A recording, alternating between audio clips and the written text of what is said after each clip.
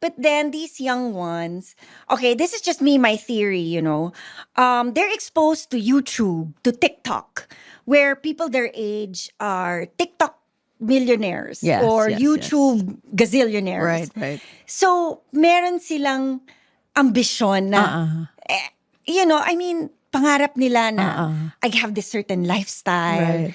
So, medyo nga they have the tendency to hurry up. Yeah, Right? yeah. Or they know that they bring in, parang they know their worth and they're Yes. willing to talk about it. Yes. Right? So, pinalaki sila ng YouTube. Right? So maybe at home, shut up pa rin sila ng parents nila, but they're exposed to the world, to Right. cultures where you speak up, Yeah. you ask for what you Right, want, right? right. They watch all those inspirational videos. Right. They watch You Can Do This, where you are I hope so. you are told that, you know what, you want it, go for it. Yeah.